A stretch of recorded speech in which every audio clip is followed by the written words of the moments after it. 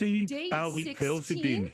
I'm your host, Damari. Of course, we also have the fantastic Armin Navabi, your other co-host here as well. Armin, how are you doing? Feeling. All right, so just really quick, what's up, guys? Just wanted to, cover some more ground, see if there's anything new. If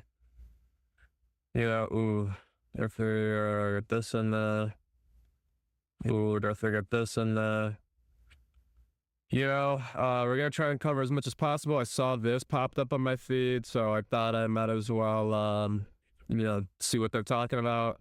Has done something. What about you? I'm in the same boat as you. Actually, I wanted to share. Well, first of all, I've had an incredibly busy morning. You have a life set time to think about it, really, because I've had 3 interviews already. Fantastic interviews, by the way. Like I'm incredibly honored. I was on Glenn Beck again. I absolutely love Glenn Beck. Like you're real fucking referendum and real. And I actually have another interview in about it's so dumb like that 10 you minutes, so I'm die. gonna have to go quick. So but I did want to share something here because this sort of this is really important. And I want fill it off and please bring it back next time. This is fine. This is a final battle. Here's the death and the grapple. See, all the puzzles, the exploration is in effect the stand. This is pretty wavy though. No, this shit sounds like some fucking main menu shit for a video game.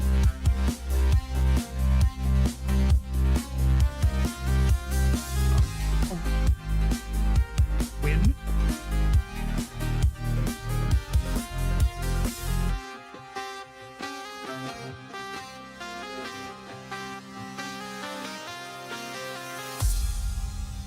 That was pretty hard, dude. That was actually pretty fucking hard. That was actually fire. I'm actually not even trolling. That's actually pretty gas.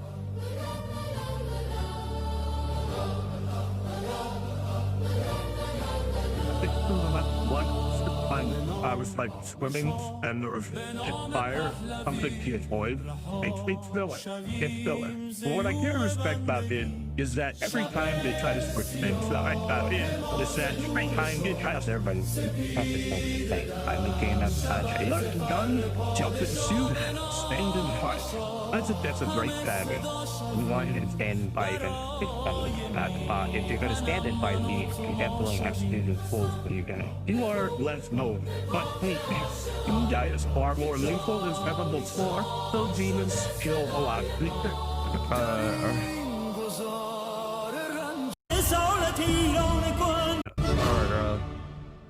People, a million Iranians in the street for Pro-Shah demonstrations a few days before the victory of the Islamic Revolution, 1979. This is what I always be referencing, chat. This is exactly what I'm talking about when I say, like, fucking Iran used to be beautiful, dude. Like, when the Shah, like, yeah, obviously, I'm aware that stuff was like, it wasn't roses and dragons and shit, and there was, like, a problem, a growing problem between the wealth disparagement between the poor and the rich and shit, but that's, like, anywhere, dude. That's just, like, literally anywhere you go in the world, it's gonna be like that, people who bust their asses off and work, they're smarter than other people, they know how to maneuver, through the ways and the tunnels better, not the tunnels, through the system better, than other people might. It's just common sense, dude. Some people are just gonna excel better than others. Does that not give you concern? Does that not make you afraid? Because they are afraid, yeah, that's right. And most of the people don't say anything because they are afraid. They are in silence, Power gauntlets are just regeneration of time by finding melee ammo. You want the shot of the church? Notice one big chat. A lot of actual things, dude. No hijab. She's not wearing a hijab. She's not fucking saying Akbar, no bullshit. She doesn't even care about fucking Israel or Jews or not saying, like, no. She doesn't care about none of that, dude. She cares about what's happening in her country. and share to the country. Oh, man, dude.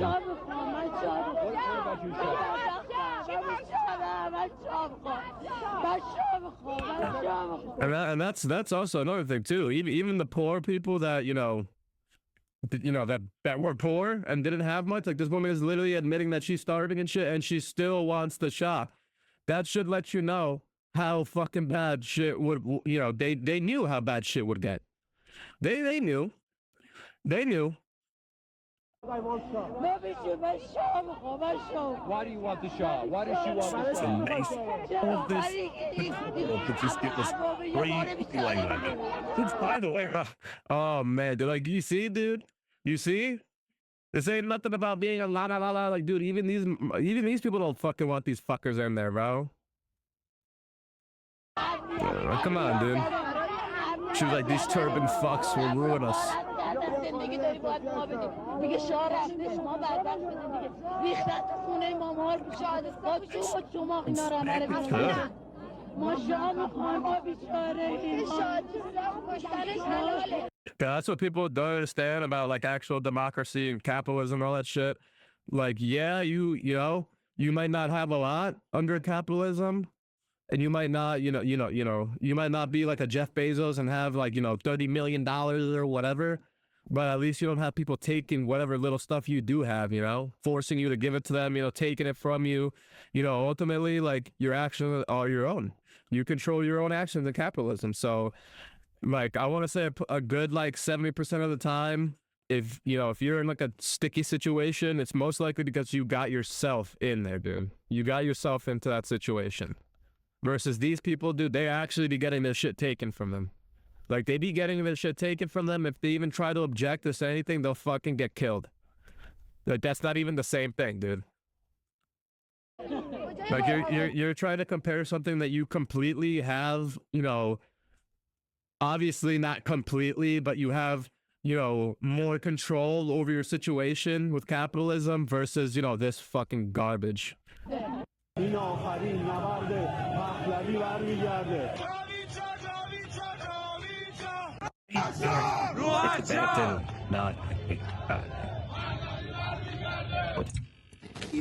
I was on board with the idea of not working on multiplayer and instead focusing all the resources on a solid single-player game. I thought that would pay off if we would have none. And for instance, I'm not surprised I'm there water. برخیزید و اتحادتان را به نمایش بگذارید تا تاریکی عقب نشینند. پس شما آزادی خواهان میخواهند در کنار هم و در یک روز و یک ساعت در سراسر ایران بزرگ قدرت جمعی خودتان را به صورت هم به نمایش بگذارید. نیروهای سرکوبگر توان مقابله با شما را در همه شهرها و خیابانها ندارند. به نیروهای مسلح ملی فرمان میدهند تا خانه بمانید. در آن روز بزرگ که مردم قدرتشان را آشکار میکنند از مقابله با برادران و خواهران ایرانی خودداری کنید. A classic Doom level and play through it. I don't know, maybe I'm just revolving down in thugs. That didn't that schools.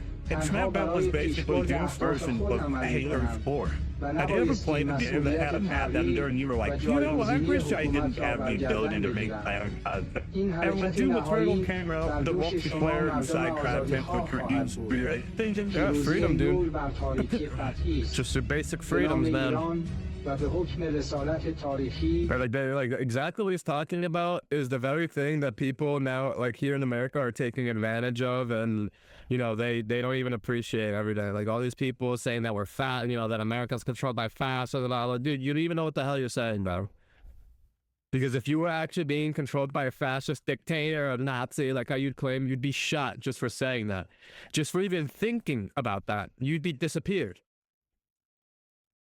Like, bro, all these people comparing ICE to the Gestapo and all that, like, bro, if you try to stop a Gestapo member, if you try to park your car in front of a Gestapo member, just like how these Karens be doing nowadays, you would be disappeared. As a matter of fact, that wouldn't be happening because people would actually be fucking dying and disappearing. Oh, man.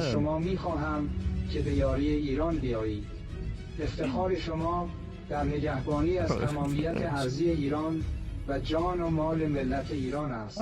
برخیزید. آزادی شما در همبستگی در شجاعت شماست. That's it. We don't even know if he'll fight against me. Why are they attacking this random guy? Doesn't matter about it, man.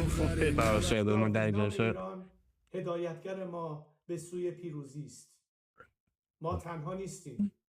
کمک‌های جهانی نیز به زودی می‌رسند. Captain Fat Fuck guy are somehow controlling I wanted to see how that played out. But even Doom for Richmond creators never thought storytelling was all that important. As the legend John Carmack once said, and put it best, story in a game is like story in a foreign movie. It's expected to be there, but it's not important. Not important. We never even learned what type of pizza he was going to go and add to Mr. Trump song? No way. No way. Add to Mr. Trump song? Nah, dude. No way, bro. Streets are burning. Burning. Voices rise. Rise. Peaceful hands beneath the sky. Nah, this is hilarious. This is like some Eric Cartman Faith Plus One shit. They draw the line. They draw the line. Basic GIRGC crossing every sign. This is like some Steven Crowder shit, dude. Some shit Steven Crowder would do. Except this would be like more of a parody.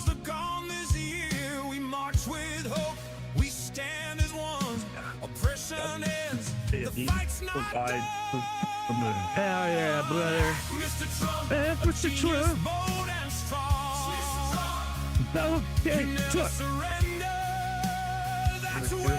That's my boy right there, dude. That's my guy right there, dude. Donnie J. Trump. Oh, man, chat. Venezuela. You know, fucking Iran. You know? Fucking Israel, all these countries, dude, you're fucking welcome, dude. I got up and voted so we can get good old Donnie J in power, dude, so we could do this shit, dude. So we can set the world right. Stop all the bullshit. Fuck yeah, dude. Exactly what I voted for. We don't ask for war or change, just freedom breaking. Yep. They beat us down, they steal our breath. Yeah, dude. Either give me death or give me liberty. But I refuse to be in these bonds.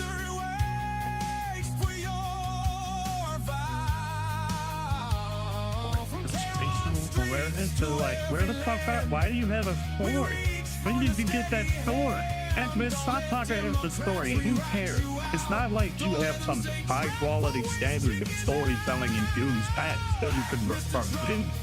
Oh wait, now if you don't believe me, go read like point 16 and compare it to the storytelling in Dark Ages. What's weird about Dark Ages? It's that it's why it's hard to describe the because there's no years of. There's different things that are actually worth spoiling, while Doom 2016 feels like you said it alright. This is actually not bad, dude.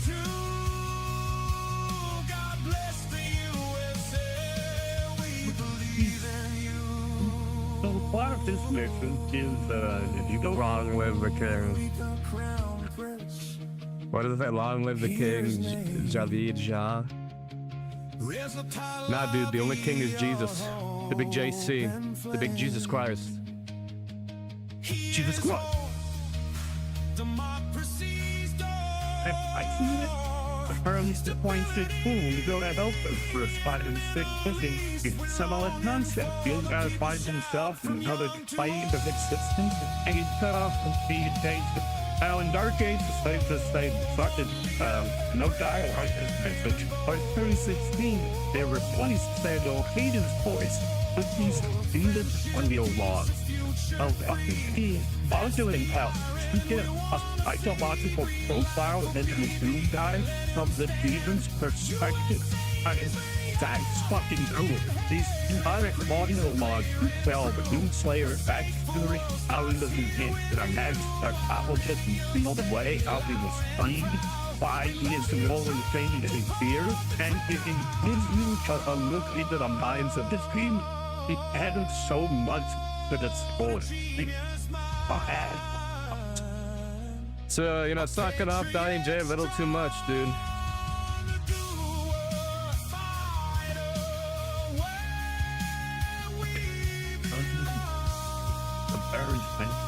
There was nothing who was in on like there's so much happened there. And the Orthodox seems to be condensed in soccer, sleepers in Irish one night. Can you imagine that, Chad? Can you imagine that? Like the fact that you have to imagine being able to just freely, you know, kiss your lover like that, you know, just do whatever you want in your own land, dude, without having to fucking wear a hijab or, you know, get stoned to death or whatever because you know, you upset some random guy that fucking has nothing to do with you or whatever. Like, I don't even know, dude.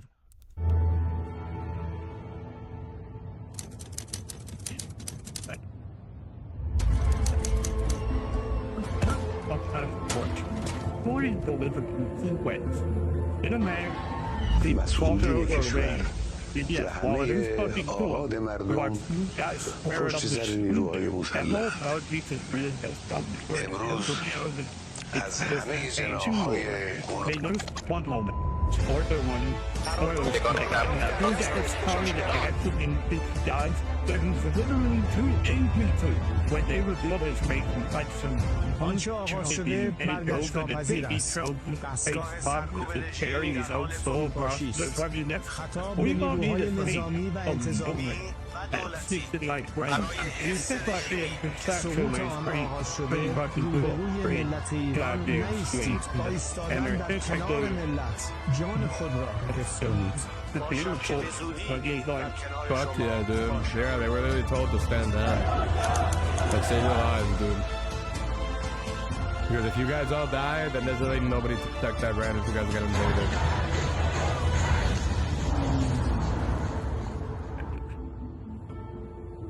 Oh well, like in the mission scene, Azrak marches and salty central stronghold. He's got this big ass cool ship. Fucking stolen the front. Oh man, I guess we gotta infiltrate that now. But no, we got 8 cameras. Gordon? So should they use the 8 cameras? That yarn is unship. Wait a minute, everybody's just sitting in a castle behind the field. This literally felt like either a movie or a Call of Duty trailer. I'm not gonna lie, dude, that would be like a Battlefield or a Call of Duty that I would fucking actually pay to play that shit. Like the story, dude, that would be fucking gnarly. Like, you know, like being Task Force 141, you know, off records, you know, off the books, Black Ops, secret, unsanctioned mission, you know, like you're fucking completely behind enemy territory. You got no backup, no reinforcements, nobody's coming. You like get the, you know, you're like to the in the eyes of the world, you're disavowed. Like only like a certain handful of like the agency knows that you're even there, and you know, approve the mission.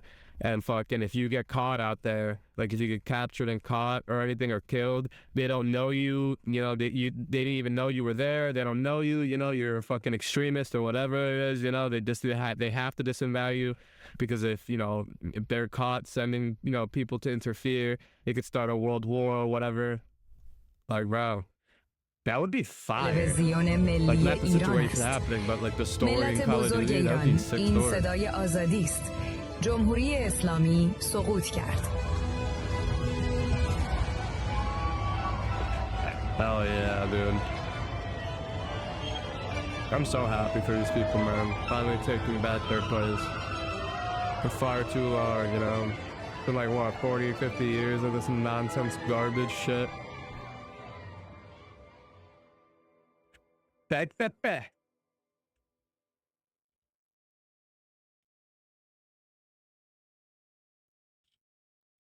I can't just that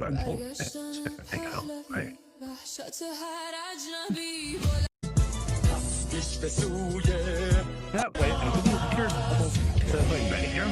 See, at least I can just right? Even though they're unarmed, they are still able to go after the Muslim There are terrorists. all around direction, but this time suppression forces got torn to shred. I was killed. 2 of my family members were killed. Holy shit. Oh, we didn't back down. Tell everyone tears are forbidden. We were so close. Yeah, see, this is what I mean. This is exactly what I was saying, dude. That Palestinian propaganda bullshit, dude. That was all fucking, like I said, propaganda. Like, that shit is not real. It's not a genocide. This, if anything, is a fucking genocide, dude. Like, these people are literally unarmed, trying to take back their fucking country because they're tired of being oppressed and fucking, you know, literally murdered and shit. And, you know, they're literally being executed, murdered, slaughtered, like every name in the book. And they're trying to, like, you know, silence the media and fucking, you know, silence the whole situation by cutting off the internet. Like, this is insane. It's not without cost, right? And this is why I didn't fucking agree with the whole Palestinian shit. And it was a facade, because when people are actually oppressed and they want to be free, and, you know, they aren't aiding the fucking terrorists and being paid off by the terrorists to hide hostages in their fucking homes, you know, they would do exactly what Israel is doing right now. They would all rally up together, and they would not give a fuck if they would get shot or bombed or whatever it is, because, you know, death is better than to continue living in these situations. So these people don't understand, dude. They just want to be SJWs that just, you know, they pander to whatever cause, you know, helps them, make them look like they're, you know, they're noble, you know, a white knight on a horse. They continue. They say, we have had so many of ours killed. 2 of my family members were killed. Okay? But this is the important part. But they say, but I'm not gonna back down. No tears, dude. Tell everyone tears either give me liberty or forbidden. give me death. We are so close. Lord knows victory is so close. So what Iranians inside, like, everybody makes fun of Americans and, you know, and their freedom and their bald eagles and shit, but dude, we fucking fought for this shit, dude. We broke away from a fucking an oppressive system, which was Great Britain at the time. You know, we did what we had to. We did our thing. We fucking fought these motherfuckers. We went, you know, we had the American Revolutionary War, you know. We smacked these motherfuckers. We did our shit. We did what we had to, dude. Occupied Iran are telling us right now, and they want the world like, we to fought know for this shit, message, dude. We know what, you know, we know right the price now, of freedom. We're not we know allowed what it costs. to cry.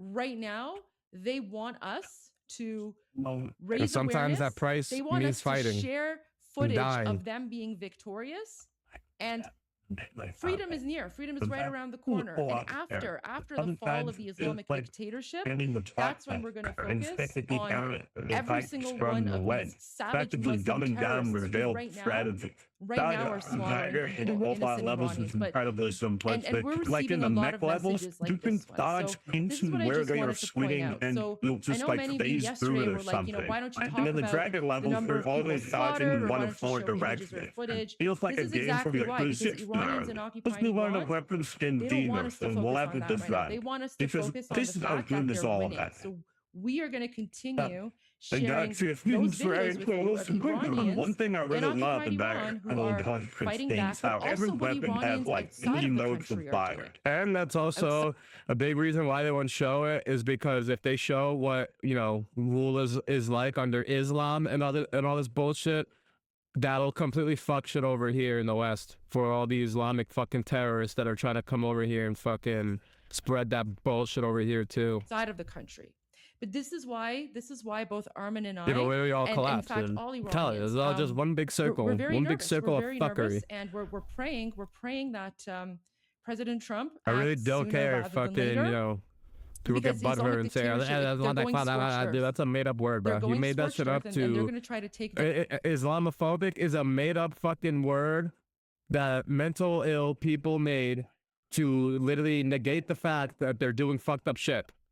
If you call them out on their bullshit, like anything, the scam, the frauds, you know, raping little kids, fucking marrying little kids, whatever it is, you know, oh, yeah, Islamophobic. Yeah, Islamophobic. No, dude, we're just calling you out on your fucking bullshit and you don't like it. So you use Islamophobic as a fucking shield for everything. You blow up a building and you know, we try to call you out on it and say something about it. Yeah, Islamophobic. Yeah, Islamophobic. Shut up, motherfucker. Down. as many. I don't see no Buddhist fucking running into a, you know, into a school or some bullshit, you know, and fucking exploding that shit, or taking their car and plowing it through a crowd full of people, or the Boston Marathon bombing. You know, I don't see any, you know, any Christians doing that. I don't see any Jews doing that. You know, I don't see any Buddhists. I don't see any Shintos doing that. You know, so it's like I don't know, man. I don't know. Innocent Iranians with them as possible. I really don't know. The sooner that President Trump acts, the more lives he's going to save. So that's So yeah. first of all, I want to make a point and also read a message that actually, you know, adds to that, from a message that somebody sent from Iran. So the best way right now to honor the people who are dying is to win. Exactly. That's it's to win. That's what they because we want to make sure that they didn't die for nothing. So there's no point in we need to win, bro. Crying and being upset about them. If you care about the people who died, then make sure that they didn't die for nothing. Exactly. So that is why we are going to. And guys, I saw your super chats. So Armin apparently someone made a compilation. Look at this. Cash Jordan made a compilation post about Iranian mobs storming Capitol. So we should go find that and see. We'll skip over that because we're gonna actually just watch the straight of it. Grocery store. People in India about the nothing to do. Just skip through this a little bit. This is not boots on the ground. Asking for boots on the ground. Boots on the ground. We are asking for just some missile strikes on maybe. We're asking for missile strikes, the dude. Human Rights Activists News Agency says. Wait, what do you mean close to crossing his red line? Listen to this part again. I don't understand this. Like, we have crossed, we have crossed, we have way past the red line. Yeah, and that's why this is something that I like about Trump that people still seem to not comprehend about Trump, is that when he gives you a war, when he tells you that something is going to happen, it happens. Okay, so he's already said that if you do the thing, he's gonna bomb the fuck out of you, and they've already been doing the thing. So, i.e., they're going to get bombed, because right now it's literally just a matter of time.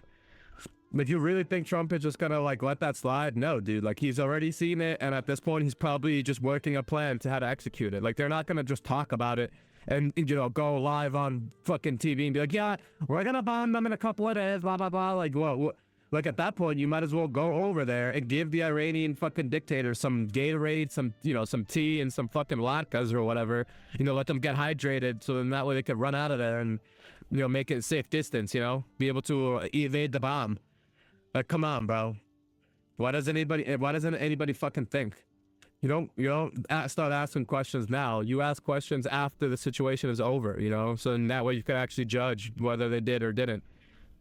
Like, bro, why would they tell you anything about it's like police, you know? It's like cops. Why the fuck would they tell you anything about an ongoing investigation? Oh, the only thing they're gonna tell you is that it's an ongoing investigation, or, you know, what will happen, you know, like if they do this, then we'll do that. That's all they can say, relatively. They're not gonna tell you what's actually going on, because, dude, that's just gonna let the enemy escape, or that's gonna give them a chance to either counteract or to be able to evade or, you know, counter the thing that we're trying to do.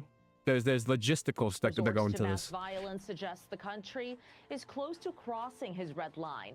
The Human Rights Activists News Agency says I would say it's definitely crossed. People have now been killed.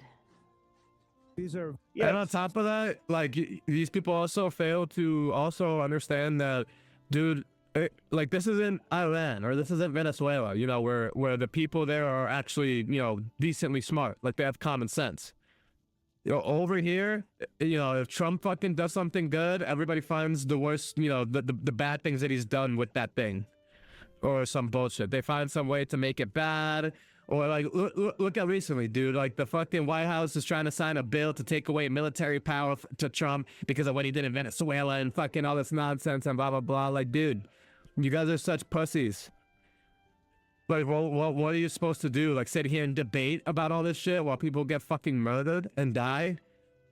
Like, what? It's actually much more. It's in the thousands now. But even if it was 500 only, which is not, Is that not like Trump said, don't kill your people, and they even if you think it's only 500, isn't that already a crossing of the red line? It makes my brain hurt. So like some that would be right. Although their cases may not be the most exciting. Yeah, it's pretty sad. If you call them leaders, I don't know if they're SOS, leaders, dude. They rule through violence. SO fucking We're ass. looking at it very seriously. The military's looking at it.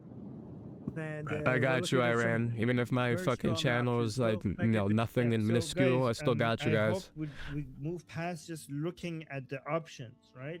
Like looking at the options. Like what do you guys think? Like I really hope Trump does something. He promised the Iranian people he will do something. What do we have to do? Devil is in the details and for us to move past looking at options. And we're looking at some very strong options. We'll make a determination. Yeah, you see? He's saying the exact terminology that I just said, dude. When Trump is saying we're looking at some options, dude, he's most likely already found it. He just can't fucking tell you. Why the fuck would he tell you his, like, that's like him going on stage, like, literally the night or two before they captured Maduro, and he's like, yeah, we have a really strong plan. We're gonna hover over their bases with this exact gadget and these exact weapons. We're gonna take this route. We're gonna literally storm in his palace and take Maduro out, and we're gonna bomb him taking this route in the sky.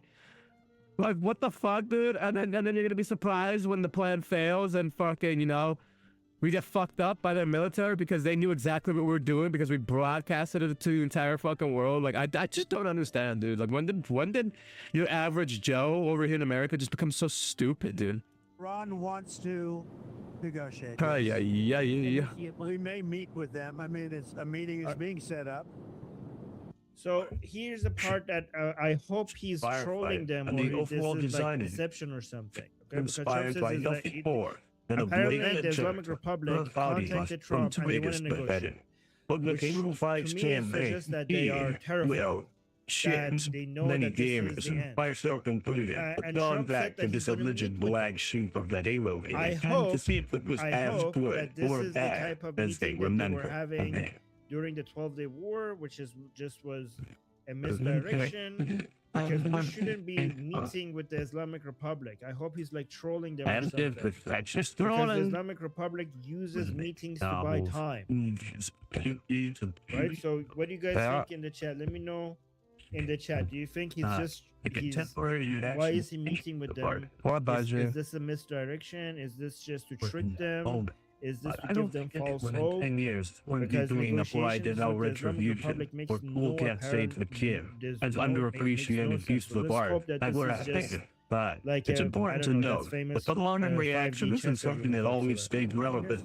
People often tell speaking English in Halo 2 because this needed. Matter of fact, some motherfuckers out there by Halo 2 that have a bad story. I mean, what? My point is, it's not with a modern reaction that you go for a further judgment on the overall quality of the story and campaign. Let's look at it with a fresh head on they are front doubles and an honest, critical approach. But I mean, not really, if you think about it, dude, you know? An eye for an eye. You know, you're not just gonna massacre your own people and just think, you know, these fucks are just gonna get away with it. But yeah, we could still have the meeting after, but, you know, what the fuck? What? That's crazy. So usually like he still deserves to die. Avoid being hit, but Trump is saying like by act does that mean he's gonna bomb them or something? And other times it catastrophic fails. So a meeting is being set up. We get your armor restraints and already come to Trump and the Crown Prince have already settled negotiations. Then we're gonna meet. We could discuss how badly I hit you or something. So yeah, I don't know. You're sharing our there's no point meeting with the Islamic Republic. These people are terrorists. You don't negotiate with terrorists unless this is just a misdirection. I feel it's time to confront first. Exactly, it's probably a misdirection. The Wall Street Journal reports the U.S. options are not limited to just military strikes. Officials are also expected the elephant in the room needs to be addressed. The massive changes that were made to Halo's formula. What changes to last? Well, a better question would be, what wasn't changed? And all I can think of is okay, so we got a super chat saying a sitting president cannot tell you what he talks about behind closed doors. Exactly. He will not tell you anything until he actually does something. Exactly. Yeah, I understand that, but we could. But that's why I'm saying that I'm not suggesting that what he's saying is necessarily what's happening. I'll talk about that later. But we can talk about it though, even though, I'm just telling you, the Islamic Republic itself sees negotiations as a way to buy time, and we don't have time. Okay, and I agree with you that the only thing we could judge is what we see will happen. Indeed, a little game overall. Even if we just focus on that, what I'm seeing that is happening right now is that Iranian people are dying. An indication of how the Halo fan base reacted to all these changes. So you might be saying, but X-Man, you exchanged a lot of things too. Enjoy the numbers. Show me the numbers. Than what they're telling you on mainstream media. So mention that's a. Of course. We are way past the red line that Trump talked about. Way past the red line. I'm pretty sure Trump has enough access to enough intelligence to know that as well. So getting a seat, but it's not Bungie making it. It's a new company with a what we industry. Wait, did you say the Pentagon but also maybe to see what they did. So that's what they take. So there was Halo game in. After all, there's already 5 good Halo games to take inspiration from. You expected Halo 4 to be as good, if not better, than Halo 3. And then you got this. In case Iran that you can't help but feel animosity towards this new company. Because they're going to change absolutely everything you like about Halo. Especially when you consider this Halo is not potential. They are. The Islamic Republic says that U.S. bases could be potential targets. Guys, never believe that from the Islamic Republic. They're a paper tiger. They are not capable of subtle change. Don't be threatened by the Islamic Republic, okay? They are always... Oh, and my cat wants to go outside. So, would add, most of the UNSC weapons had a beefier sound effect. More very impressive than beefier. Oh, man. And this is also the other point that I was saying yesterday, when fucking Iran was threatening the United States, saying that they were going to go after our spots. You know, like our outposts and military bases or whatever. You know, in Iran. I'm not gonna lie, I kind of chuckled when I heard that. Are you serious, dude? This is why fucking the civilians were so I wouldn't say easily, but this is why the streets are currently flooded with nothing but protesters, because instead of, you know, dealing with things that they should be dealing with, you know, like calming the protesters and trying to meet their needs or negotiate or something. So they're making idle threats that they can't even back up right now. Like, who is gonna fight the United States for you, dumbass? Like, most of these people are in the protest, idiot. And most of the army already backed down. So I'm wondering who is gonna be fulfilling these threats? You, like the person maker? Because I'm confused here. Like the 5 jihadists that you fucking have over there? Like, I don't know. They always... Like, what are you talking about, bro? What are you going to do? Show up there with a couple of AKs and then you can get fucking, like, you know, China leaked with the fucking grenade launcher? Yeah, somebody's saying from COD? Promises made, promises kept, USA is with Iran. I hope so. Like, I'm pretty sure the armed forces alone at the embassy would be enough to smoke you, dude. In your current state right now.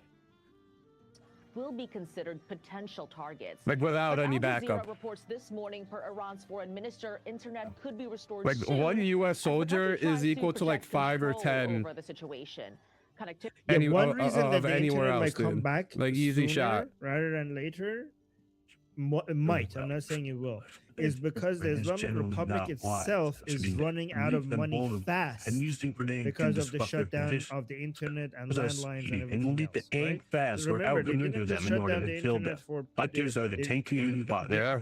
There are many businesses that they cannot call each other. So let's get to this. Hi. So Would that be part of the audio then? Like, you know how we were listening to like a longer Roots audio are similar to the leaves, but are more aggressive, Do you but think in the larger execution numbers, would be aren't there? as cunning, and don't have regenerating shields. I think that's what he Drones are the flying pests Okay. that harass you from the air, breaking up the pattern of enemies or creating balance. Engineers are floating support units that shield their allies and explode violently on deck. Playing Halo and Doom is like playing a chess game, because each piece has its strengths and weaknesses. Options that are so strong. So I mean, if they did that, It makes you the opposing side as enemies you fight. Playing chess is about more than having the strongest piece on your side. It's about strategy. Do you take out the pawns first to make it easier to take the bishop, or do you focus the bishop so the pawns are left in the open? With chess and Halo, there's certainly endless ways to win the game or beat the level. No one strategy is always the best strategy, and that's a good thing, because it means you have to think your way to beat your challenge. Yes. We here in the chat, we agreed that this is probably like Well, bad strategy is fun. No, it's fucking not, dude. This is what I mean. This is why the media is always shocked and always like alarmed, and they try to, you know, veto his power to fucking, you know, take away military power from him, because they're fucking clowns, dude. This is actually how the people, like the politicians over here, act too. Trump literally tells you what the fuck he's gonna do.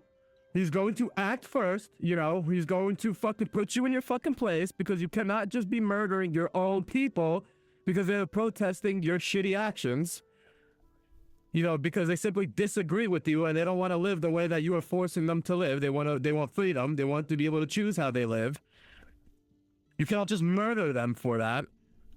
And he promised, he told you already, like this was a statement that he made. This wasn't like a threat, like this is a promise, dude. He told you if you were murdering your people and you know, massacring them, you were going to get bombed. Like he was coming after you. So you can meet all you want. You can try to meet all you want. That's not going to halt anything. Like, do you think Trump is stupid? Like, he knows how you guys operate. You guys try to hold all these meetings to try to stall shit and buy times for, you know, stall more time for yourselves so you guys can commit more atrocities. Fuck that shit, dude. He will act first, i.e. you will get bombed first, and whoever's, you know, still fucking alive, I guess, you know, he'll meet with you. But don't expect nothing. Yesterday? Like, I don't know. Well, let me see. This is Well, because remember, we already played that short clip where he says, "I This is from 6 hours ago. Wait, isn't that the same one from last night? So that baby is foaming at the mouth to go in. It is yesterday, but we didn't play this video. We played you know some what? audio. People are so brainwashed. Are you seeing this shit? Jews are very clever. I was wondering, what is with these people? Are fucking Jews, dude. What are you talking about? Sorry, I got confused there, so no, I'm glad you're playing. Like, what's next, dude? Are you guys gonna start calling Iranians fucking Zionists too? You guys are actual fucking clowns. Again, because this oh my god. Last night, so you want my opinion? Like the term Zionist and Palestine is the most fucking annoying two terms of 2025 that we've had to endure. Like it's so fucking annoying, dude, having to hear those two words over and over again, dude. Like if somebody fucking shits the wrong way and doesn't like wipe the fucking toilet, the toilet seat, it's because of the Zionists. President Trump, like, bro, oh he's man. not saying that he wants to speak with them. He's saying that if McDonald's didn't put an extra pickle in your fucking burger, it's the Zionists. The regime doesn't want, just because like the dictator wants to speak with President Trump, trolling the world. And I know you guys, you know, now we're going to attack America, right? And then now, of course, President Trump, like he's a very intelligent person. He's a smart person. Exactly. So I guarantee you, he saw that clip. So this is why, like when President Trump said that dictators have reached out to him to negotiate, that's on purpose, right? Because the only reason that 2 days later they're reaching out to him to negotiate is because they know the fight are the Knights, because their strength is not in it's done, bro. It's finito. Rights, right? So guys, that's the political message behind this. So I don't understand why the media isn't picking up on this, because when I heard him say that basically, like, this is a confirmation more to enemies me, fire right? a shot or an incineration cannon. It got regenerating shields and our bullets sponging. Having an enemy with such ridiculous strength so well complimented by the watchers, creates gameplay that isn't fun or fair. Now, I think I've proven my point, but the gameplay is such an infuriating mess, but I can't leave it unfinished. But there's one enemy I haven't mentioned, and this one is the deal breaker, the worst enemy ever created in a Halo game. I'll give you a few hints. It's not the rocket launcher flood, the sniper jackals, the hammer achievements, or concussion rifle or lead. No, in Halo 4, your worst enemy is the weapons and ammo themselves. On heroic and legendary, nearly every single encounter will deplete the ammo of at least one of your weapons. It is awe-inspiring how pitiful the ammo capacity is with guns in this game. I'm sorry, chat. I had to throw some shit out. I went out of ammo. I think the size of this will fail to so limited. It can't kill a single person. Let me stress, the fan score was not turned on. This is actual real Halo 4 gameplay that was tested and put on shelves. This just sucks so much fun out of the gameplay because you're no longer picking the two best weapons in current situation. Either scavenging all you can and using weapons. Exactly. Yeah, Venezuela. Like, literally. Most recent op, Venezuela. He's saying, like, dude. Negotiate. If they want to talk, he'll talk. But if they refuse to come to the table and stop this horrible persecution. Like, dude, Maduro literally taunted Trump, calling him a coward, all this bullshit, literally told him to come here and come find him, come get him, and that's exactly what he did. Like, bro, who the fuck do you think you're talking to, bro? Little bro? Who the fuck did you think you were talking to, little bro? This ain't your fucking house, dog. This isn't your rodeo. You do not talk to big bro like that, all right? You do not talk to big bro like that, my guy. Of the free Iranian people, then he's going to strike them, and they know that. Battlefield. Victoria, one of the things that I was wondering about, the fact that we know that the president is meeting with top officials Halo tomorrow. 4 does have some cool, enjoyable gameplay moments, like flying the blocks and shooting down turrets, got you to believe like the game just turned into Star Fox. Another highlight is eating mantis in those two open areas, but not quite as satisfying as switching at videos beneath your mechanical equipment. Bending the door in this jungle was pretty cool as well, and oftentimes there would be cinematic moments that happen in front of you. My favorite is when you can send the boarding parties back out the airlock. How's the space out there in the users? These are nice touches that give Halo 4 some bright spots. But the level design is far worse than you think.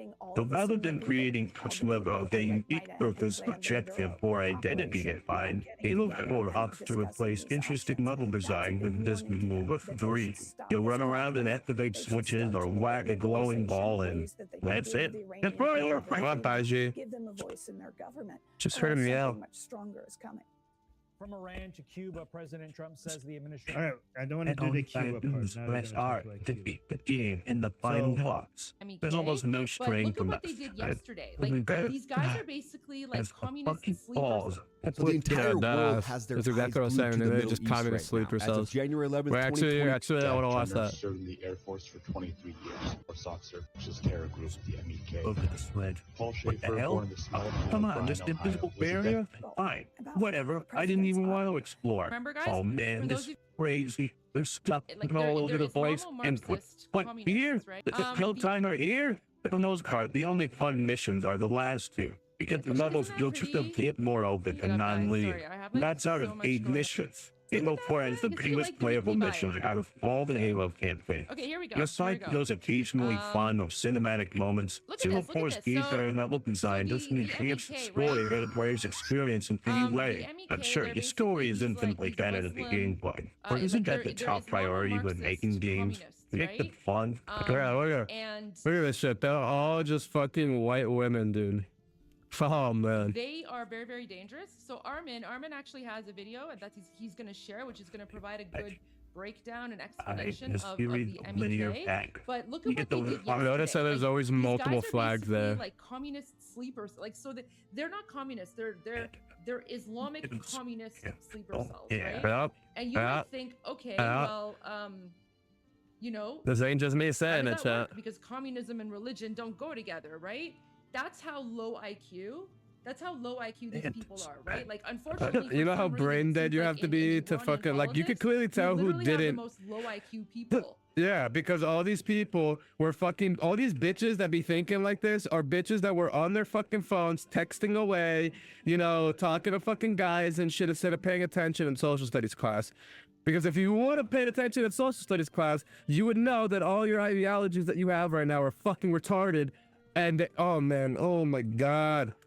When it comes to like terrorism and communism, right? And you're like, literally a commie, like you're literally a communist. To go on TV and like, you know, oh, we're gonna kidnap Trump, right? Which is like ridiculous. And then we also have like the low IQ communists who are like, the CIA would like make you disappear before you even step foot within like 100-yard radius of Trump, dude. Like before you even enact the plan that you so retardedly thought up, you know, you would be disappeared. You'd be gone. You would be like gone, man. What are you even going on about? It's the whole thing is weird, guys. I'm telling you. Honestly, it's like a soap opera. What we've had to deal with. But anyway, so these communists were part of the 1979 revolution to overthrow the Shah. You're gonna let you kidnap the president? Like what? They're literally driving through a crowd of peaceful people. You have better chance. Yeah, never mind. I'm not even gonna keep entertaining that stupid ass idea. That's cheap. What the? Can these supposed to be cheap? Clearly one of them is because Halsey mentions it. Look at all these fucking SJWs. Just a bunch of like savage terrorists, right? Communists are just as dangerous and just as bad. Where they beat out Cortana AIs to multiple Spartans. Wait, no. In which we see that Cortana is one. Yeah, I know, yeah. Can easily tell this is fucking LA, dude. It's just liberal white women. Okay. They have nothing better to do. By the way, as much as anti-Islamic I am, I totally couldn't tell because of the fucking Superman outfit. Like, dude, ain't nobody that's actually fighting for a real legit cause, like for, actual freedom and shit. You are not showing up in a fucking Superman outfit, dude. This is not a Comic-Con, my guy. And I'm willing to debate that with anybody. These scenes are supposed to be flashbacks. Then shouldn't the Spartans look like this, or this, or else even this? And actually, no, not that. Now there is an explanation for this art style change, but it's not in the game. Not shitty writing in and of itself, but in an interview with Frank O'Connor, says the reason why Chief's armor changes from Halo 3 to 4 is because of nanobots that upgraded it while he was in Triumph.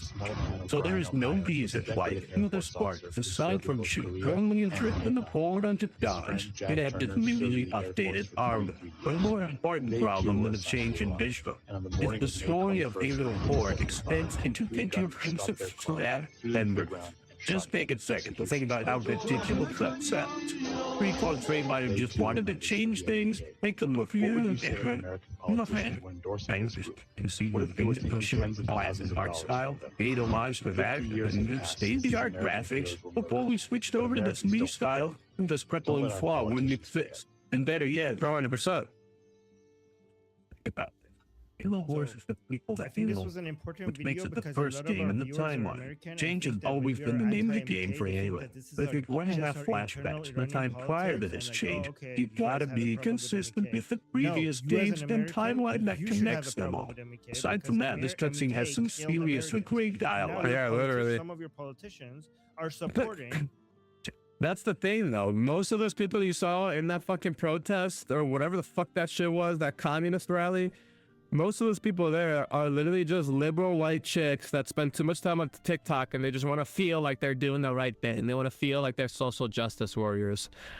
They don't even know what the fuck they're getting themselves into, dude. I guarantee you, most of them just get paid to go there. They go home and they just get on TikTok, and they don't even care about what the fuck they didn't even know what the fuck they went to go protest. They don't even actually care about the cause or know anything about what's going on. They just believe anything that they're told or that they just see on the internet, like just some reel that they see on Instagram. Like, bruh. The terrorist group that killed Americans. So this is not just an Iranian issue. This is an American issue. So Americans should hate MEK as much as Iranians. They also burn your flag. Do you have the flag burning video? Yep. Yeah. They go around burning the American flag, yelling "Death to America." Like they're just as bad as the Islamic terrorists. Yeah, no shit. No fucking they shit. don't do it anymore because they change colors. They're really good at changing colors, right? Yeah. But this was them before. This is when they ran away from the Islamic. But okay, so they used to work. Here's the. Let me just give you a short history. The MEK used to work with the mullahs to take out against the Shah, right? They were anti-Shah. They worked with the mullahs, and once the Islamic Revolution of 1979 was successful, they were supporting the mullahs, and they wanted more execution of people who were against the Islamic Republic. Okay? Yeah, because that's all they do. They kill anybody that doesn't agree with them. Trying to get the if you do agree with them, if you're not one of them, they'll still kill you. And then when the mullahs were done with the executions of all the people that the MEKs were asking for, then they saw the MEK as competition, so they started executing members of the MEK, right? And the MEK started running away. And they ran away to many places like Iraq, and they also ran away to India. So this is the MEK in India, and they were burning American flags here and chanting pro-communist stuff here.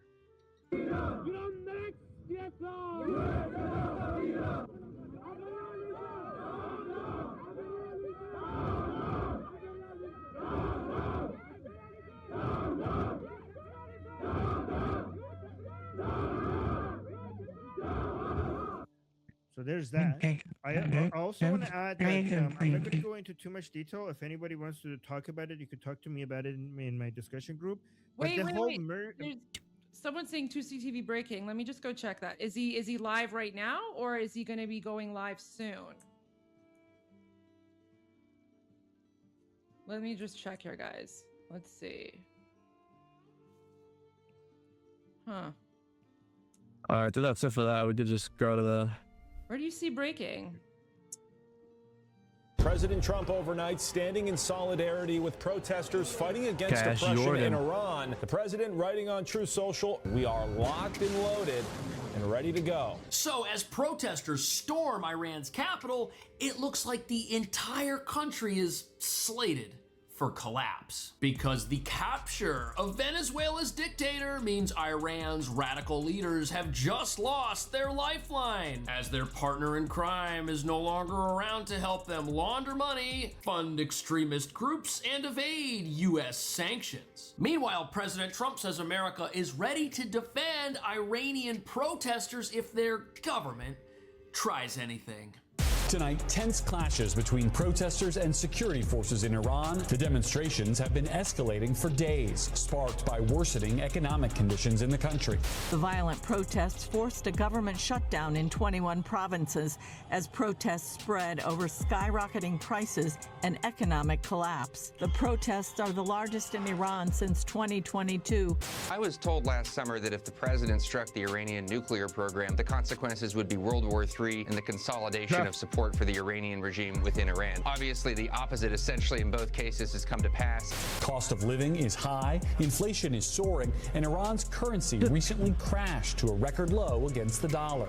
He means and he means what he says here. I think he understands the people there are going to be a target. 100%. I think he understands that we have the upper hand on oil. And the president of the United States of America has been crystal clear. You don't mess with him. When he tells you there's a red line, he means it.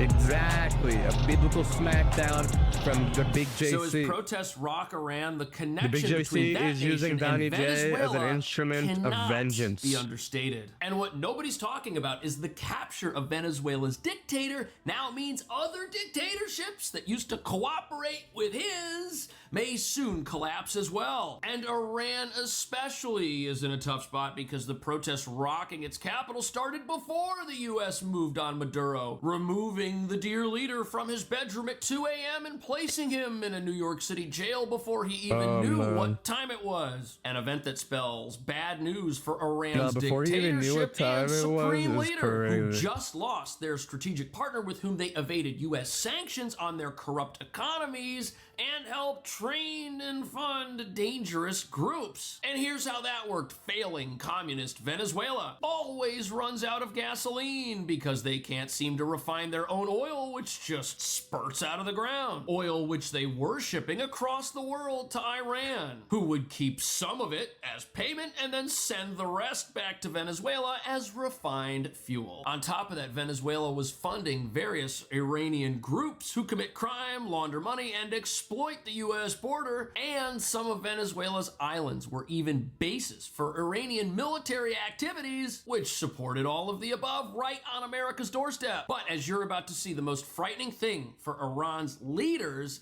isn't happening in their country where the protests are taking place. No, instead it's happening all over the Western Hemisphere. Esto no tiene comparación.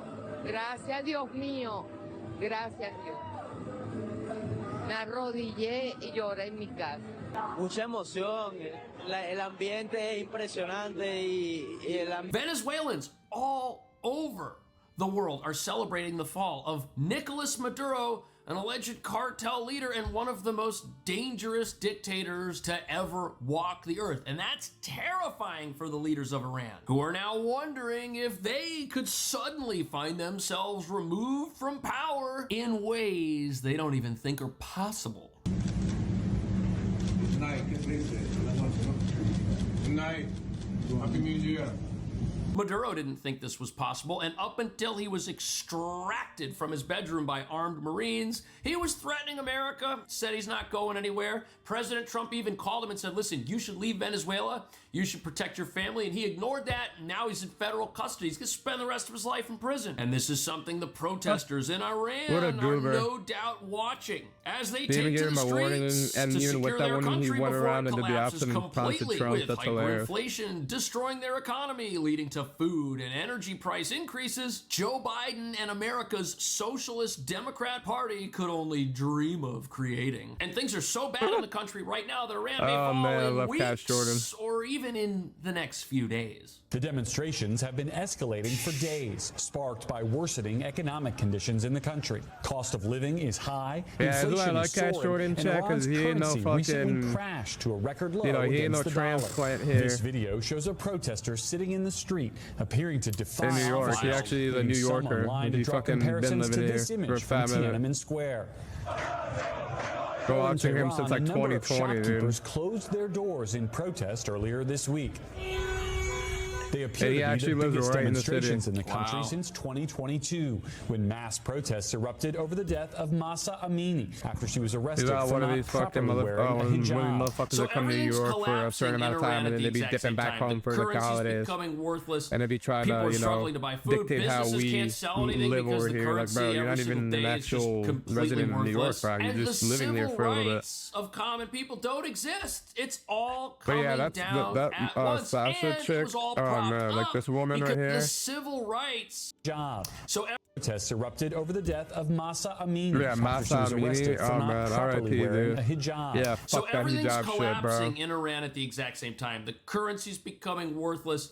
People are struggling to buy food. Businesses can't sell anything because the currency every single day is just completely worthless. And the civil rights of common people don't exist. It's all coming down at once. And it was all propped up because Iran had willing partners like Venezuela that helped them stay in business. And ask yourself, why are business owners shutting their doors? Simple. Inflation's so terrible they can't sell anything to anyone today and not have lost money tomorrow if they sold to somebody else. Now, US sanctions on countries like Iran are a big player in this, yes, as they're effectively cut off from the global marketplace, as they should be, with their corrupt government funding the worst of the worst, gangs, cartels, militant groups. But this is why their relationship with Venezuela was so important. You see, Venezuela's doing the exact same stuff. It's on America's doorstep. They're also an energy-rich country with an oil industry, but now Venezuela's gone, and Iran can't team up with anyone to stay open any longer, and these protests are threatening to take down the whole place. Protests America's enemies inside America itself are reacting to in the most predictable of ways. A lot of the policies that we have put in place has kind of helped lead the devastation in Venezuela, and we've sort of set the stage for where we are arriving today. This particular bullying and the use of sanctions to eventually intervene and make regime change. Didn't you marry your brother really so you could illegally come to the United States? Of countries like Venezuela, and it certainly does not help. Isn't and it's that not you? in the interest of the United States. I don't know why we're even taking any. I don't know why we're even listening to any political things from a bitch that married her brother to enter a fucking country illegally. Like, bruh, what are we doing here? This is ridiculous. Why has she not been sent back yet? Starving its own people and taking away all of their rights and ruling them with an iron fist. It's actually the United States' fault if we're trying to shut down that government peacefully and things get worse in that country because of that government. Yeah. No, it's not the fault of the evil people running places like Venezuela and Iran. Nope.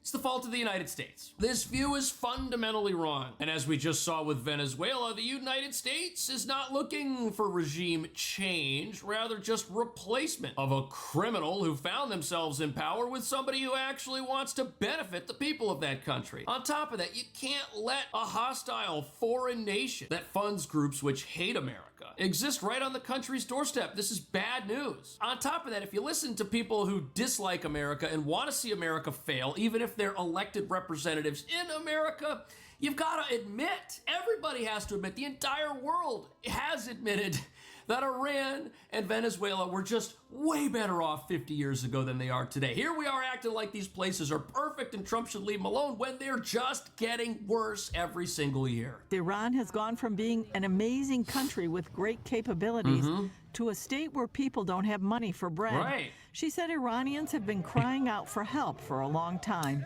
Since 2016, I'd like to say, I've been receiving messages all the time from Iranians who are asking Israel's support to eliminate this regime. Do I think that it should be someone else's job? What a coincidence. No. Do I think that we can support and be the voice of support to those people? Yes.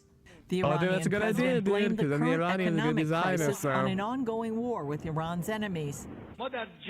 Right now, the enemy has placed most of... Right, so Iran's out there starting wars, funding the wrong people, supporting the wrong groups, doing it while helping countries like Venezuela evade sanctions that are designed to cripple these governments and get them to transition peacefully. Nope, they're digging in their heels. They're out there doing all that, but it's America's fault. Yeah, things were better a long time ago, but Trump, it's his fault. He's the one making things worse, even though things have progressively gotten worth less, I was going to say, in these despotic regimes during multitudes of U.S. presidents. Things have not been trending in the right direction for a long time. And to be honest with you, this makes it pretty clear why so many of America's haters and the leaders of various countries around the world are so upset right now, because to those who instigate these countries, they don't think they're doing anything wrong. They don't think they're doing anything wrong by funding these wicked groups. They don't think they're doing anything wrong by being I'm not surprised the Mexican president bitch is up there. This bitch refuses to do anything about the cartels. Why do you think the Mexicans are literally rioting right now? Like, there's literally, that's another thing the media won't show you. They are literally revolting against the fucking the Mexican president right now because the government is corrupt. Because she's a fucking communist as well, and they refuse to do anything about the Mexican cartels. Like, they refuse to fight them, and they're also trying to condemn Trump for fighting them. It's like, bro, what are you playing at here, bro? How are your own people on the side of a completely different nation's fucking side, and you're over here trying to act like we're the bad guys? Like, no, you're just an idiot. Nations for criminals or for the wrong individuals. Even though those are the very groups that make the people of these countries suffer incredibly with state-sponsored help from these regimes. The enemy has placed most of its hopes on knocking us down through economic pressure. You cannot conquer a nation with bombs, fighter jets, or missiles. To defeat us, they would have to come and face us on the ground. Yeah, they might not have to. The protests come after a report from Iran International on Sunday that Iran's Islamic Revolutionary Guard Corps is developing chemical and biological warheads for its ballistic missiles. Israeli Prime Minister Benjamin Netanyahu discussed the possibility of a second strike on Iran this year in his meeting with President Trump in Mar-a-Lago, Florida. You know what's crazy? Everybody was told that the first strike on Iran was going to be the end of America, because what was this going to do if Trump went in there and got rid of their nuclear facilities, which they were allegedly going to use for less than peaceful purposes? We were all told, oh, if Trump does that, the country's going to rally around its regime. They're going to tell people that they're being attacked, that their way of life is in danger, but the opposite of that has happened. The people in Iran right now see that their life is in danger. They see whose fault it is. They're not stupid people. That's why they're protesting. They were not manipulated, as our media told us was going to happen. They didn't wake up one morning and say, oh, gee, Trump just attacked Iran. I guess we should all start hating on Trump now. No, they understand that they are being ruled by a group of people who want to maintain power at all costs and aren't necessarily operating in a manner that helps anybody in that country get ahead. That's why they got hyperinflation right now. That's why they got food shortages. That's why businesses, poor business owners that are trying to get ahead and be industrious just can't seem to do it. They can't even sell things. So what do? They shut down. Meanwhile, the protests happening in Iran are happening over the #1 issue America's rising socialists and communists say everybody should care about. But for some reason, they don't support these protesters. And they certainly don't want to see Trump help. Yeah, because they're fucking clowns. They don't actually care about that shit. They just want communism and Islam. The first one is the fall in the value of the rial, the currency of Iran, which has gone spiraling downwards compared to the US dollar. Here are a few facts for you. Back in July 2015, it was 32,000 rial to $1. Today, it's 1.42 million rial to $1 US dollar, which basically means for each dollar's worth of goods that's bought into the country, there's been this massive increase in the cost in rial, which means people just can't afford to buy anything. They can't even afford a phone cover in one plastic, apple is like fucking 5 million rial. Holy shit! How do you even have that money? And what do you think would happen in your neighborhood if every business just locked its doors and shut down and people took to the streets? I mean, that is the very definition of civil unrest, and everybody who would have shopped at those places has no choice but to look out in the street and see what's going on. I mean, that's why these protests are so massive. The economy has ceased to function, and inflation is destroying this economy. There's no reason for anyone to do business today if doing business tomorrow means you just lost money yesterday. People are going to hold what they've got and hope that things improve before they reopen, which is essentially a doom loop for an economy. Hyperinflation is a doom loop, and it's happening right here. And when hyperinflation happens, things change quickly for those in power. And the situation is getting out of control. So that's the first point. And the second point, if that wasn't bad enough, is that inflation is also high in Iran, 42.2% overall, 72% for food and going up, and the same for medical items at 50%, according to the Iranian. You would think that the party of socialism in America would be... Whoa. Food is now 72%? Holy shit, medical items 50%. That's crazy, bruh. Totally behind these protests, because what are they rallying over? Affordability. Look at it, 72% more expensive when you go to the grocery store. That sounds like we need a Zoran Mamdani government-run grocery store, doesn't it? Wouldn't that come into Iran and fix everything? How come we're not trying to help these people? Why isn't America united on this? Because the parties out there that dislike America, both inside of it and outside of it, they don't want to see success if it doesn't come from them. All they want to do is be the anti-party. Anything that Trump wants to do, oh, no, that's a bad idea. You want to go to Venezuela, you want to get rid of a dangerous dictator who hurts his own people and helps America's enemies prop up their own regimes. No, don't do that. Bad move. Venezuela, great place. You know what's so crazy? We're hearing now from all of the people who told us we needed a wide open border in America, that we needed it because countries like Venezuela were so terrible. Everybody who's there should just be allowed to come here and live in America. And now that Venezuela's about to be safer, no, bad move. Don't do it. It's like they would rather have people be refugees in America forever and live here illegally than get to go back to their home country, which, by the way, now that it's gone, is such a problem for Iran. Iran, all of these protests over there, these recently started when heat was turned up on Venezuela. These recently started when things started getting worse over there. Yes, they've started again. There have been protests in the past. That's how they were making money, bringing drugs over here. Trouble spot, because Iran can't evade U.S. sanctions. without the help of countries like Venezuela. They can't launder money without the help of that regime. That regime is gone. Cuba's also on notice, by the way. State Statistics Center, which all in all, according to economists, is nobody's been talking about Cuba, dude. What's been going on? So all these factors brought together have meant that people are fed up with the situation. They want the regime to do something about it. They say officials have offered no support so far. Yeah, they and can't. They also fear that there could be tax increases they don't know what to March. At the start of the Iranian New Year, because the fall of oil revenue is very important, and so the only way out of this is for the regime to put up taxes, which of course they say they won't. Right there, the fall of oil revenue. Now Iran is under sanctions, so they're not even supposed to be out there selling their oil. It's difficult for them to do that, and that was one of the main ways they evaded sanctions, was with the help of Venezuela. Venezuela really helped Iran with their oil industry, didn't it? If Venezuela is going to take one of their tankers, send it across the world full of oil that they cannot refine themselves, which they just so happen to find in their country because they've been blessed with immense natural resources, Iran takes that container, they unload the entire thing, they keep half of that oil, possibly even a little bit more, they refine the rest into usable fuel, send that back to Venezuela, where Venezuela would then sell some of it to Cuba. I mean, you've got this triple triad here of these people keeping themselves in power. But now they can't do that anymore. And there goes Iran's sanction evasion money laundering machine, which was keeping this regime over there in power, propping it up, as we just heard, oil revenues, big business. But now that business is gone. Why is the economic situation just so bad? Well, you don't need to look very far, Nadia. I mean, if you think about all the sanctions that have been imposed on Iran over the years, that's nothing new. Basically, to stop Iran from developing its nuclear deterrent. This is something that Iran has always said it's not going to do. It did sign that nuclear deal back in 2015, which led to the lifting of some of the sanctions. But after the US pulled out in 2018, Iran went back to enriching uranium. And those sanctions have been reimposed since then, just more recently by the United Nations, which has caused more... Okay, so these are United Nations sanctions. The entire world is aware of what's going on here.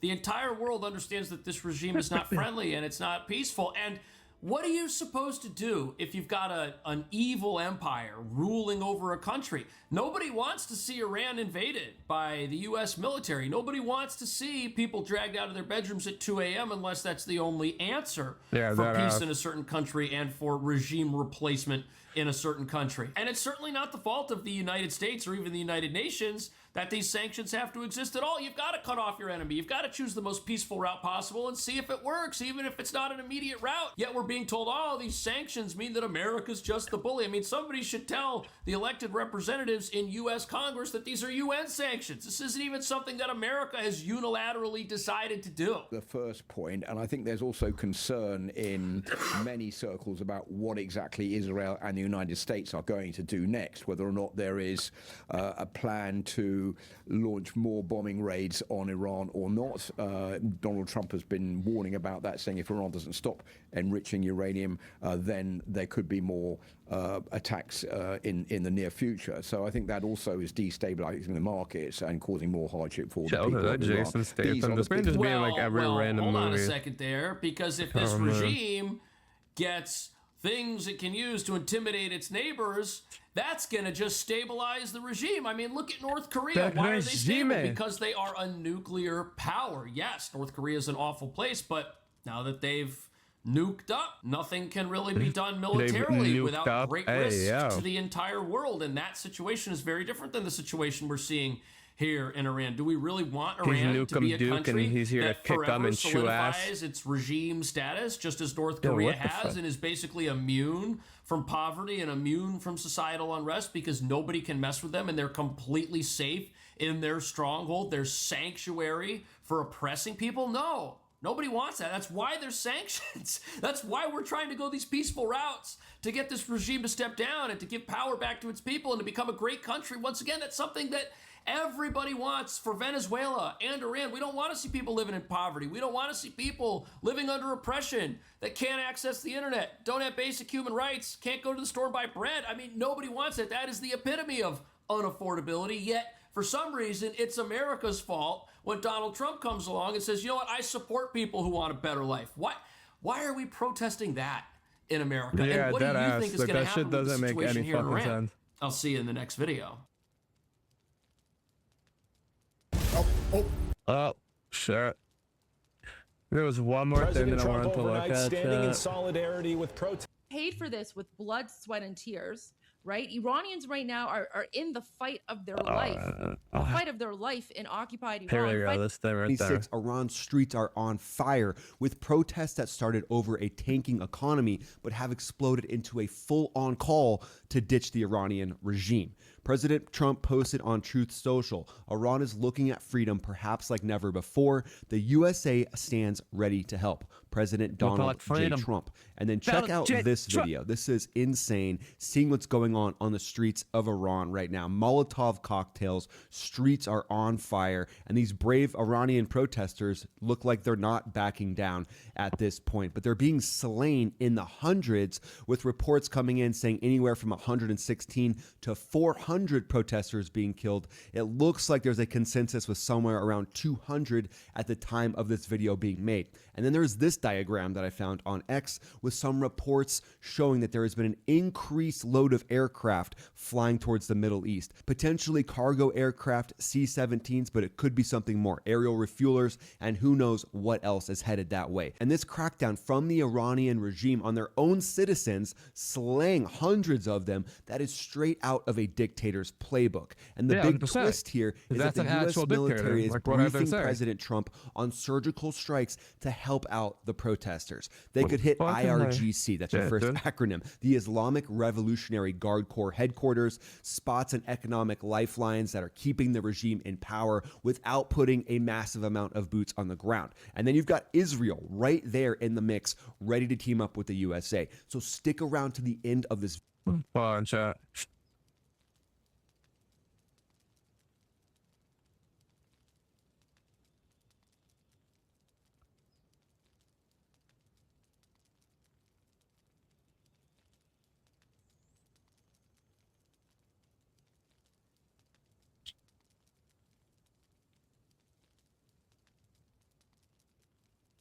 The fuck? Why were they in the kitchen? Video, because you'll see how these strikes could flip the script on Iran's next new nuclear game, their Hezbollah proxies, pretty much all the mayhem they're causing around the world, and not to mention killing hundreds of their own protesters. And this is turning into whispers of regime change real quick. So think of Assad's quick exit in Syria back in 2024, but with way more missiles in play. And speaking of Syria, just as of today, the US is striking ISIS in Syria on a massive level. So redirecting some of those air assets towards Iran would not be hard at all. All of the assets are already in theater. It just takes the flip of a switch to redirect them from Syria over to Iran, from striking ISIS one day to striking the regime in Iran the next day. So today we'll break down the threats. We'll do that hypothetical situation at the end of what could happen if President Trump greenlights these strikes. So let's dive in. But just like that, this whole situation has that familiar tingle with Iran. It's like when your ex texts you at 2 a.m. saying, "Hey, I've changed." Great. Thank you for being so. All right, so let's paint the picture of who's holding the whip here in Tehran. At the top is Supreme Leader Ali Khamenei, who's been calling the shots since 1989 after rising through the ranks as a mid-level cleric. I mean, you could just see like the dictator cleric school. He starts out basically at Slytherin and then works his way up. Even though on paper Iran has a president, the president basically just follows the radical ideas of that religious extremist that's at the top. Because the religious extremist, Khamenei, is the guy who greenlights everything from proxy wars to the protest beatdowns that we're seeing right now. And then you've got the IRGC, the Iran Revolutionary Guard Corps. This parallel military force is basically the regime's enforcer wing, but they've got a lot of troops, 190,000 troops, and a budget that rivals some smaller countries' GDPs, all funneled into suppressing dissent and funding outfits like Hezbollah with their proxy wars. These protests, they originally kicked off on December 28th, 2025, over the rial, Iran's currency's free fall. It lost 90% of its value in a year thanks to sanctions and just total mismanagement, rerouting all the different funds to the regime's inner circles instead of to the people themselves. And this is breaking news coming in from Iran. This is what I was mentioning before. This is what I mean, Charlie. This is not bullshit what I be saying, dude. Like, these motherfuckers literally, like, a good 70% of their GDP is literally just given to terrorists, funding terrorism, just so they could fucking kill people around the world for, like, no reason. Like, for what, bro? Because of the emergency situation, just so you guys could, like, literally be living in dirt? Leaked confidential directive from the central bank in early January 2026 instructed major banks, payment networks, and financial institutions to activate emergency modes. This includes preparing for power outages, cyber disruptions, shutdowns, and operating without centralized control in anticipation of nationwide unrest or sabotage. The memo highlights the regime's fragility in maintaining financial control during potential collapse scenarios. They've also directed all of the gold from the entire country to go to one central location. And these are moves that we've seen before. Even in Venezuela, prior to the strike there, a lot of the inner circle started redirecting their cash to Miami. So when the heat gets put on dictators and their inner circle, they start doing things exactly like what we're seeing right now. But now this has morphed into chants against the entire regime.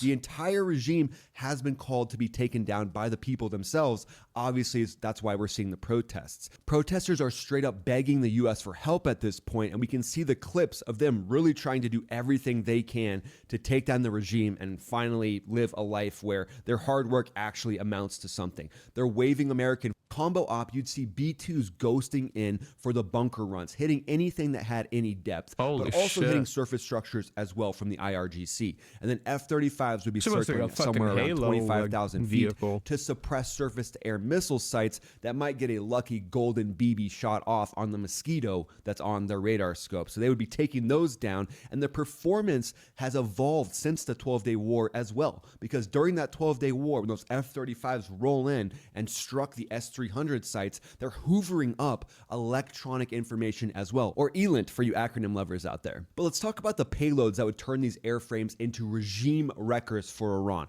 For the B-2, it's all about the ability to carry a massive amount of weapons. Now, they could carry the GBU-57 if they needed to, but that is more of a penetrator bomb for the deep underground facilities for the nuclear weapons. In this case, the B-2 will be loaded down likely with GBU-31s for surface structures on the IRGC. Those pack a punch, carrying multiple of those, being able to do air bursts with those as well, would take out bunkers or any other hardened structures where the IRGC is deployed to try to take down these protesters. And then when it comes to the F-35, think GBU-39. Those are small diameter bombs. They've got a 285-pound warhead, and they can glide in over 50 nautical miles, which is amazing. So they could glide in and they could hit IRGC locations all around the country. They've also got autonomy, AI-driven target recognition that could save friendlies and target the enemy real time. And then Israel's also got the Spice 2000 glide bomb that has a pop-out wing structure for over 60 nautical mile runs. And they use AI as well to self-correct mid-flight. They could be dodging Iran's defenses. And then you throw in cyber elements like Mossad's hacks or facial recognition on actual IRGC commandos, and you've got a package that could blind the regime while the bombs basically do the talking like typically needs to be done with the Iranian regime. But then autonomous drones like the RQ-4 Global Hawk would be up above even before this operation went down. They could be up at 50,000 feet doing 30-hour shifts, feeding live information to all the different air assets and all the different decision makers to decide when it's time to go in. They could actually be doing a real count of how many protesters is Iran killing real time, and you could be supplying that information to the different air power assets. But if this goes hot for a regime change and Delta teams need to go in, they could be getting that information piped directly to them as well. So hitting those targets in Iran would be like threading the needle, because again, you have to be very precise when you're targeting the IRGC that's blended in with the local population. So let's talk about a hypothetical situation about how this could go hot at any minute now, really, at this point. Let's say Tehran gets even more gridlocked and reports of 50 more dead in one night come in from militia sweeps that are actually going on right now. Let's say President Trump gives the green light for a limited surge. It would be be a surge that would echo Operation Midnight Hammer, but it would be dialed in to protect the crowds and go up against the IRGC. So B-2s would lift off from Diego Garcia, 4 of them slicing across the Arabian Sea. They'd be topped off by KC-135s, and then they would slip past the Iranian radars as they're up above 30,000 feet. They're basically the ghost machine in the middle of the night, thanks to that stealth coating that would be able to crack the regime wide open. They'd cross over the mountains in Iran, and they would ripple off GBU-31s, screaming down into IRGC bunkers near Qom. Dude, the ground would shake like an earthquake as those IRGC bunkers went away. They'd be taking out those command nodes as well that are connected to those bunkers that allow the IRGC to talk to each other throughout the entire country. Meanwhile, 8 F-35Is would take off from Israel, and they'd be streaking in over Mach 1.2. Their APG-81 radars would be painting any type of surface-to-air missile defenses that Iran has turned on. The lead pair of F-35s would pop out GBU-39s from over 50 nautical miles away. Those things would glide in, locking on to IRGC convoys sitting outside of the barracks and smash their different trucks, so they didn't have the ability to go kill the protesters that day. Boom, IRGC headquarters gone, IRGC transportation gone, and a massive message sent to Tehran. But the regime's not one to back down, so they might just ramp up and fire ballistic missiles directly at Israel and directly at US bases, and at this point they might really feel the squeeze that regime change is just around the corner, so they might pull out all the stops, which then would mean that the US and Israel would have to ramp up, and it would basically be a big you-know-what measuring contest until the regime fell. And that wouldn't take very long in my opinion, but it would probably take longer than what we saw in Venezuela. What do you guys think? Do you think that we'll see the fall of the regime in Iran? It could literally happen any day now, or this could boil on for months. Let me know what you think in the comments below. Would love to hear your thoughts, and then follow me on X, follow me on Instagram, and then watch one of these videos that pop up right here. It's basically the best compliment you can give me. I'll see you in one of these videos that pop up right here. This is Ryan, also known as Max Afterburner, signing off. Ryan. Oh man. Well, yeah, guys. We basically covered mostly everything that I wanted to, take a look at. This is, oh wait, actually, no, we didn't. Fuck. Oh wait, some new shit just happened? Okay, never mind, we got one more thing. Holy shit. Iranian banks are collapsing today because Ayatollah's lockdown has led to a national depression. Iranians no longer trust the system they live in. This financial panic is existential. Citizens are pulling money out of banks at record levels, forcing the regime to implement draconian controls. This is turning into an Iranian Revolution 2.0, because when people lose faith in countries' banks, they have lost faith in the country itself. And if history is any guide, this is exactly how regimes fall. Last night, Iran's largest state-owned bank, Bank Mali, has reportedly suspended all cash withdrawals following a bank run during the protest. This indicates significant financial instability and a potential crisis of confidence in country's banking sector. People don't trust the government to protect their money. That's why they want to withdraw it. And the government is saying, nuh-uh. Let's rewind a bit to understand how we got here. These protests did not start because of politics. They started because Iranians could not afford to live. Prices were climbing 10-20% every single month. Not every year, every month. Rice, eggs, cooking oil, medicine, everything was getting more expensive while wages stayed frozen. The average Iranian was watching his life get harder in real time with no end in sight. And then the regime just made it worse, much worse. Here's what the government did. They devalued the Iranian currency, Iranian rial, and they did this on purpose. So the question rises, why would the government intentionally destroy the value of its own currency? Well, the answer lies with the corrupt elites. The elites who run this regime make their money from oil exports. They sell oil in dollars. And when they devalue the rial, every dollar they earn suddenly buys them twice as much rials. Let me make this simple. Before devaluation, $1 got you 700,000 rials. After 1.4... 100,000 real, dude. Holy fucking shit, dude. Bro, what? So how much is a loaf of bread, dude? Like $1 trillion? Well, 1 trillion real? Or million rials. The regime just doubled their money overnight. So mullahs got richer, the Revolutionary Guard got richer, everyone connected to oil exports got richer. But ordinary Iranians, they got crushed. Because everything they buy, rice, wheat, medicine, clothes, comes from abroad. And now it all costs twice as much to import, which means it costs twice as much to buy. People's savings became worthless so the regime could pad its pockets. That's not economic policy, that's theft. To make matters worse, the extra money that the regime is earning, well, that doesn't actually go to the people. It went to Hezbollah, it went to Hamas, and it went to the Houthis. Iranian citizens are starving so the Ayatollah can fund proxy wars across the Middle East. On shop shelves in Iran, products abound, but no one's buying. Amid the worst economic crisis in years, they just don't have the money. A liter of cooking oil used to be 790,000 rials. It's now 1.85 million. As the government announced, prices for other goods will rise by 50% to 100%. As goods become more expensive, costs for all services will increase too. The price hikes will spread into other areas of people's lives. Iranians took to the streets late last month as the rial plunged to 1.4 million against the US dollar. With inflation in overdrive, the rial's lost 60% of its value against the greenback since summer. While warning of severe consequences for rioters, Iranian authorities have struggled to shore up the collapsing economy, recently ending a subsidized exchange rate for importers that was meant to suppress prices for essential products in favor of paying Iranians directly. We have not eliminated subsidies. Instead, we have started depositing the subsidies into the bank accounts of all residents. The sum, about $7, ought to pay for around 100 eggs and a few kilos of rice or chicken at current prices. While it'll help Iran's poorest, the policy change is set to push prices even higher.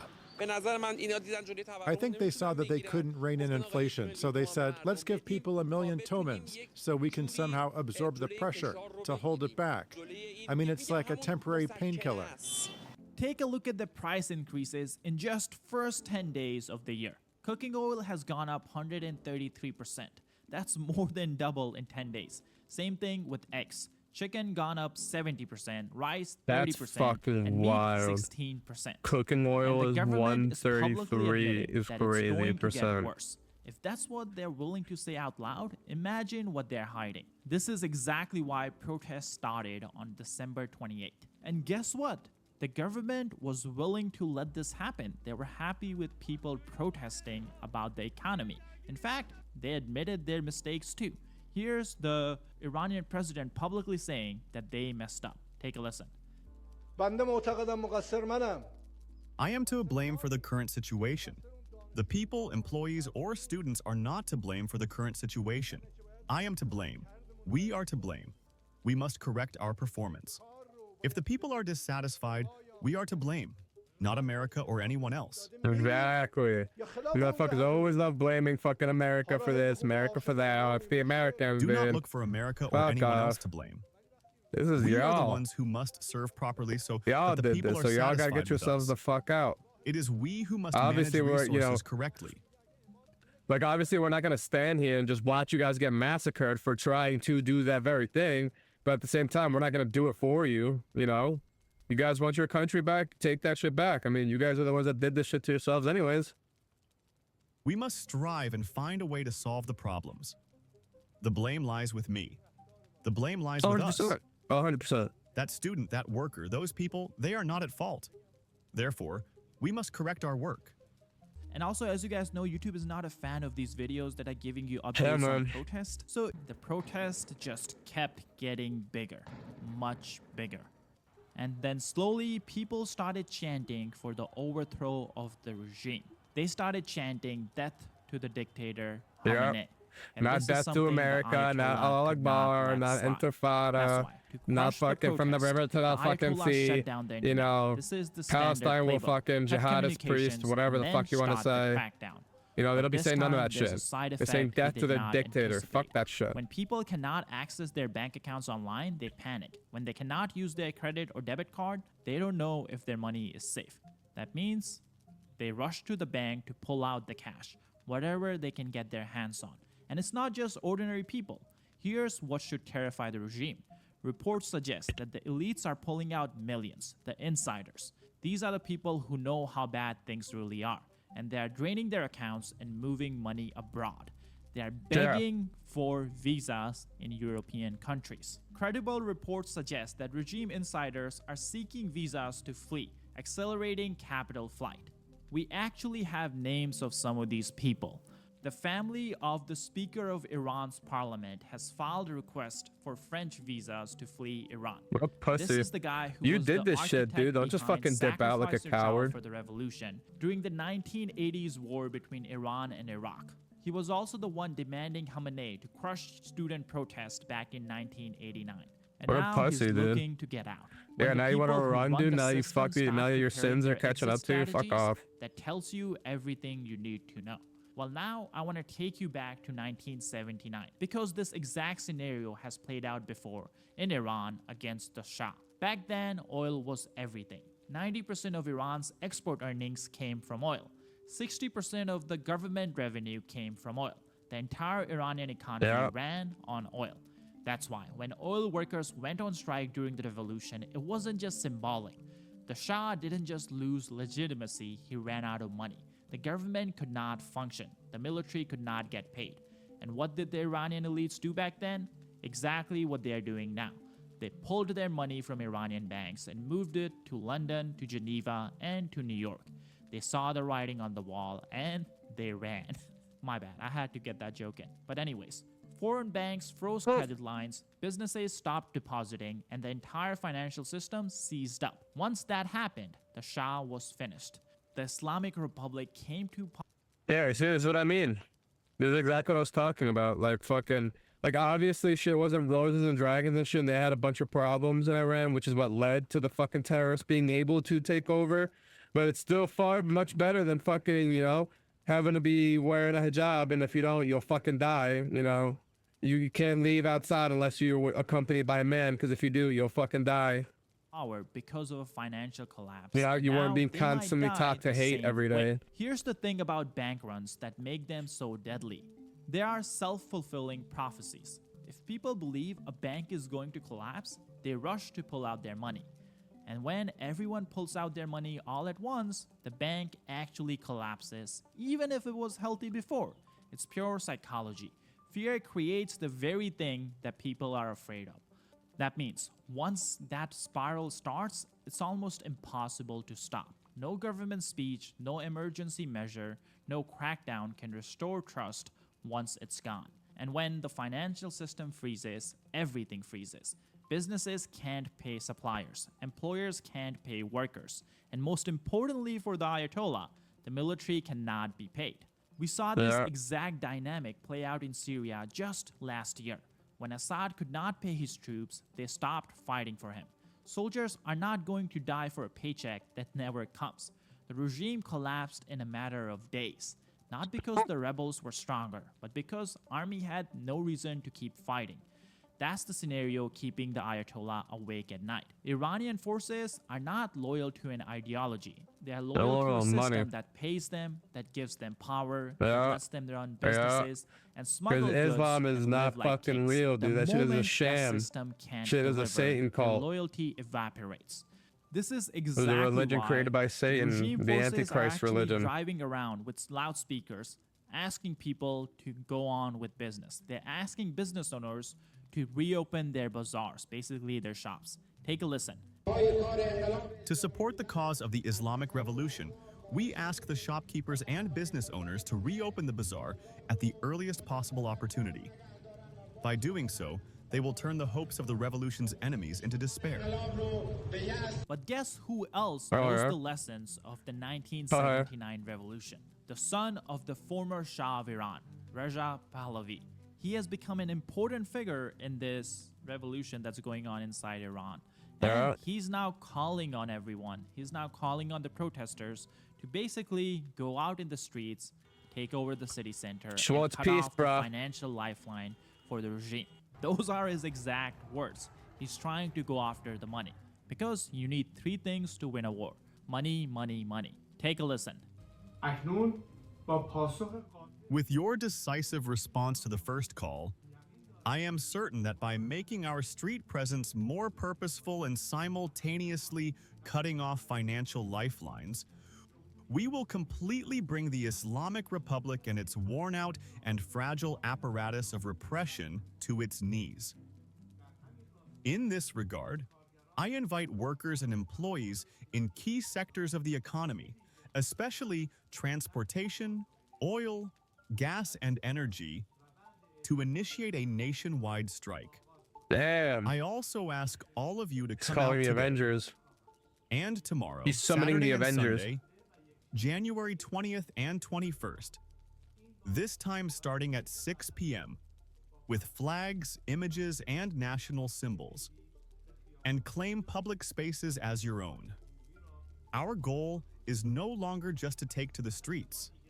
The goal is to prepare to seize city centers and hold on to them. Now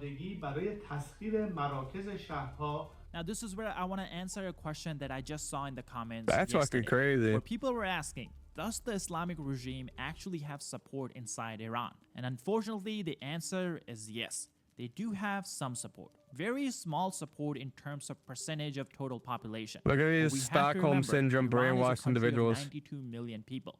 So even if just 10% of people support the Islamic regime, that still means 9 million people. And of course, that's not me saying that 10% of Iranians support the regime. We don't exactly have any confirmed data or any kind of polls. Probably What smaller. I'm trying to say is that even a small percentage of Iran supporting the regime still is a very big deal, because we have to remember the government has weapons. They have machine guns, they have guns, and they have heavy machinery. And this is exactly why they've been able to crush protests in the past. They have the money, they have the weapons, and they have the support of a small percentage of people who benefit from the system. Only time will tell what will happen to this revolution, but we'll keep following it here on Business Basics. So be sure to hit the subscribe button down below. My name is Sam, and I'll see you in the next video. One of the problems with making videos like these. That was crazy, dude. Yeah, hopefully that shit works out for you guys in Iran, man. You guys to be free, free from that bullshit. Hopefully, you guys will, be able to work things out. And yeah, if you guys have made it this far in the video, make sure you hit the like, comment, and subscribe. And check out, Cash Jordan, Business Basics, and the other guy. The other two people that we watched that live stream to as well. And I will see you in the next video, guys. All right. Peace.